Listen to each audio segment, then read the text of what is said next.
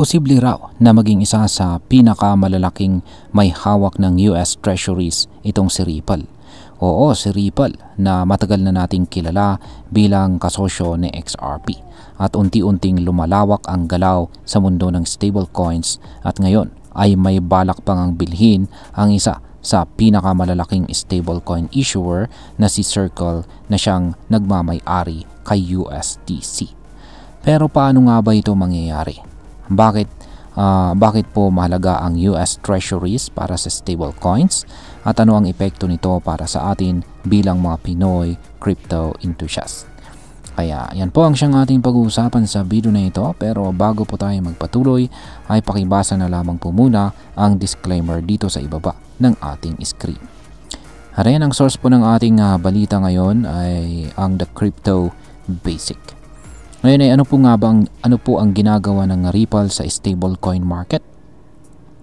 Noong huling bahagi ng taong 2024, pumasok na si Ripple sa stablecoin market sa pamamagitan po ng pagla-launch sa kanilang RLUSD.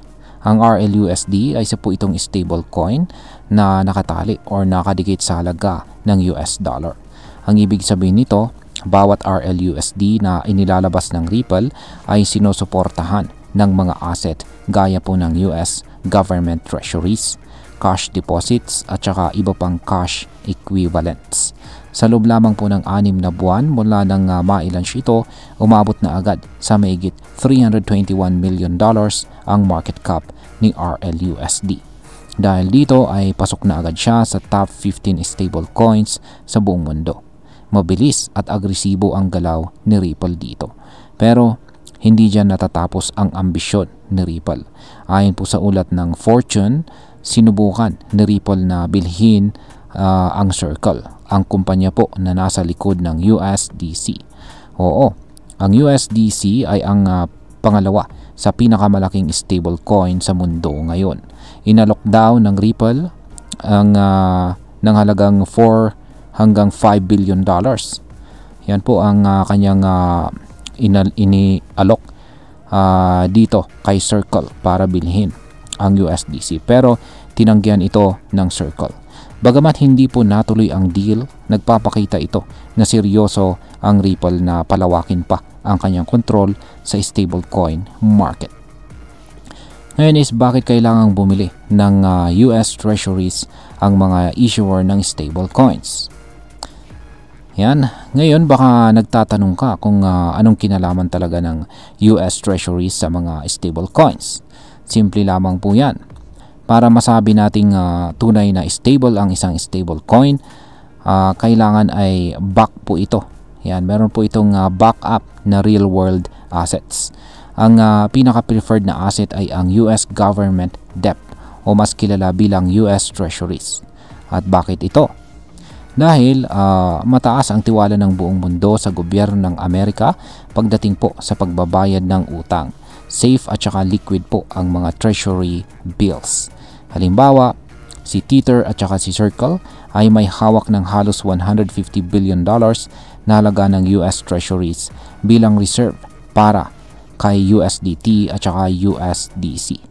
At ayon sa mga eksperto, kung tuloy-tuloy ang paglaki ng stablecoin market, maaaring umabot po ito sa $2 trillion ang total market cap ng mga ito sa pagsapit po ng taong 2028.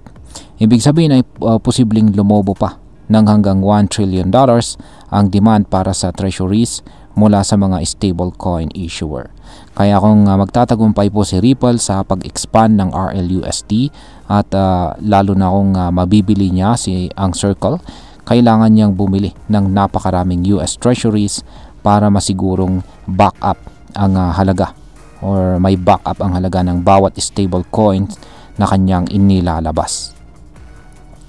Ngayon is ano naman po ang estado ngayon ng regulasyon sa US pagdating sa stablecoin. Habang nangyayari po ang lahat ng ito, sabay rin namang gumagalaw ang gobyerno ng Amerika para ayusin ang mga patakaran sa stablecoins. Sa ngayon ay may panukalang batas na tinatawag na Genius Act na layuning gumawa ng malinaw na regulasyon para sa pag-i-issue ng mga stablecoin. Ngayong May 2025 ay naipasa na ito sa US Senate sa botong 66-32. Ang ibig sabihin nito ay malapit nang maging batas ang Genius Act, at kapag nangyari ito, mas magiging klaro at legal na ang operasyon or operations ng mga stablecoin issuers tulad ni Ripple, Circle at saka Coinbase. Ayon pa kay Senator Bill Hagerty, inaasahan daw niya na pagdating po ng taong 2030, ang mga issuer ng stablecoin ang magiging pinakamalaking may hawak ng US Treasuries sa buong mundo. Posibleng malampasan pa nila ang mga bansa gaya ng China o Japan na traditionally ay may mga major holders ng US debt. Pero paano po makakaapekto ito sa hinaharap ni Ripple? Kung magpapatuloy po ang galaw ni Ripple, posibleng siya na ang susunod na treasury giant. Sa ngayon may hawak si Ripple na mahigit $13 billion na laga ni XRP at may access pa siya sa $86 billion sa escrow. Ibig sabihin ay may sapat siyang pondo para ituloy ang kanyang expansion. Kapag naging ganap po na nagtagumpay itong si RLUSD at nakontrol pa niya ang USDC, kailangan po ni Ripple na bumili ng daang-daang bilyong dolyar na US Treasuries. Ito ay para mapanatili ang kumpanya ng publiko at matugunan ang mga bagong regulasyon. Sa ganitong senaryo, hindi na lang si Ripple ang hindi na lamang po si Ripple ay isang blockchain company. Isa na po siyang global financial institution na may malaking papel sa financial system ng Amerika at ng buong mundo. Ngayon ay pag-usapan na po natin ang posibleng maging epekto nito para sa atin bilang mga Pinoy crypto traders at investors. Ayan. Bilang mga Pinoy crypto enthusiast, mahalaga po ang balitang ito para sa atin. Una, pinapakita po nito na patuloy po ang paglaki at pagseryoso ng crypto sa mainstream finance. Hindi na po ito basta-basta speculation lamang. Nagiging bahagi na po ito ng tunay na ekonomiya. Pangalawa, mas lumalakas po ang case para sa stable coins. At kung magtatagumpay po si Ripple sa stable coin arena, posibleng mas maging available at trusted ang RLUSD para sa mga Pinoy na gumagamit ng crypto sa remittance, savings, or tradings. Posibleng magkaroon na po tayo ng mas maraming stablecoin options bukod kay USDT at saka USDC. Pangatlo, kapag naging mas regulated at saka may backup na malalaking assets ang stable coins, mababawasan din ang fear, uncertainty, and doubt, or ito yung FUD, na karaniwang pong problema sa crypto space. Mas magiging stable po talaga ang stable coins. Bilang panghuli ay ang masasabi ko naman tungkol dito ay para sa akin, ang move na ito ni Ripple ay isang matalinong hakbang. Sa panahon na unti-unting nalilinaw ang regulasyon, mahalaga na ang isang crypto company ay handang makipag-cooperate at mag-adapt.